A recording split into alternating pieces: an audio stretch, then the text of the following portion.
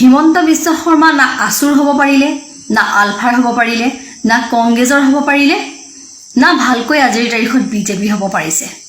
আচলতে তেওঁ এটা এনেকুৱা সাংঘাতিক ধৰণৰ প্ৰাণী, তেওঁ আচলতে নিজৰ বাদে আৰু কাকো তেওঁ চিনি নাপায়। আসুত থাকোঁতে তেওঁ বেইমানি কৰিলে, আলফাক তেওঁ বেইমানি কৰিলে, তাৰপিছত কংগ্ৰেছকো কেনেধৰণে বেইমানি কৰিলে আপোনালোকে সকলোৱে দেখিছে। তেওঁ মনটো ইমান লেতেৰা, ইমান নিকৃষ্ট, তেওঁ ইমান এজন পাপী ব্যক্তি। তেওঁ আচলতে নহয়, তেওঁৰ সদায় তেওঁ কাৰোবাৰ এই বেয়া কথাবিলাকেই ভাবি থাকে। তেখেতে নিজৰ পিতৃকো যিহেতুকে পাপী ক'ব পাৰে, শিক্ষকসকলক তেওঁ অপমান কৰিব পাৰে, তেওঁ ডক্টৰ নাৰ্ছসকলক তেওঁ অপমান কৰিব পাৰে। আজি তেখেতৰ এজন মন্ত্ৰী হিচাপে তেখেতৰ ভাষা কেনেকুৱা হ'ব লাগিছিলে, তেওঁ কিয় পাহৰি গ'ল? তেওঁৰ মাতৃ এগৰাকী অসম সাহিত্য সভাৰ উপসভানেত্ৰী হয়, তেনেকুৱা এগৰাকী মহিলাৰ তেওঁ সন্তান হয়।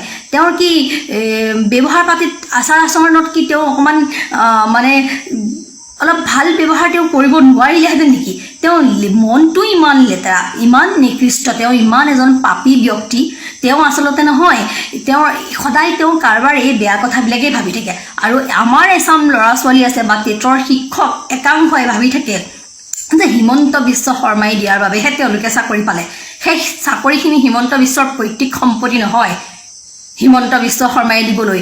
সেই চাকৰি টেটৰ যি পৰীক্ষা 2012 চনত হৈছিল, সেই আঁচনি কিন্তু কংগ্ৰেছ দিনৰে আছিলে। ভাৰতবৰ্ষৰ আন আন ৰাজ্যত তাতোতকৈও আগৰ পৰা সেই আঁচনি ৰূপায়ণ হৈ আহিছিল। তাৰ ফলত যথেষ্ট নিবনুৱা যুৱক যুৱতীয়ে সংস্থাপন লাভ কৰিছিল। অসমত আহি 2012 চনত টেট পৰীক্ষা হ'ল, তাৰপিছত লাহে লাহে নিবনুৱাসকলক চাকৰি দিয়া হ'ল। সেইটো সময়ত ঠিকেই ৰিপুণ বৰাক তেওঁ ৰাজনৈতিকভাৱে ষড়যন্ত্ৰ কৰি জেলত ভৰাই তেওঁ নিজে সেই শিক্ষামন্ত্ৰীৰ আসনখন আপোনালোকে লৈছিলে। আপোনালোকে নিজেও সকলোৱে মনত পেলাওক কথাবোৰ। তেওঁ সিদ্ধাৰ্থ ভট্টাচাৰ্যক কেনেকৈ আঁতৰাইছিলে, তেওঁ এজন কেনেকুৱা ব্যক্তি আপোনালোকে ভাবক। হিমন্ত বিশ্ব শৰ্মাই কোনো নিবনুৱা যুৱক যুৱতীক নিজৰ দেউতাকৰ ঘৰৰ টকাৰ দ্বাৰা তেওঁ কিন্তু কাকো সংস্থাপিত কৰা নাই। এয়া জনসাধাৰণৰ টকা, জনসাধাৰণে কিছু কিছু চৰকাৰৰ আঁচনিৰ দ্বাৰাহে এওঁলোকে পাবলৈ সক্ষম হৈছে, তাকো নিজৰ বলত, নিজৰ মেধাৰ বলত। তাৰ বাবে হিমন্ত বিশ্ব শৰ্মাৰ ওচৰত কৃতজ্ঞ হোৱাৰ কোনো প্ৰয়োজন অনুভৱ নাই। আপোনালোকে আজি দেখক, 100 গৰু মাৰিলে বাঘৰো মৰণ। আজি এই মানুহজনৰ মনত ইমান নিকৃষ্ট কথা। মাজতে তেখেতে কৈছিল যে যিসকল পাপী সেইসকলৰহে বোলে কৰ্কট ৰোগ হয়। তেওঁৰ পিতৃকো সেই সাংবাদিকে যেতিয়া সুধিছিল যে আপোনাৰ পিতৃৰো কেঞ্চাৰ হৈছিল, তাৰমানে আপোনাৰ পিতৃও নেকি? বোলে হয়, মোৰ পিতৃও পাপীও হ'ব পাৰে, ডাঙৰ কথা নহয়।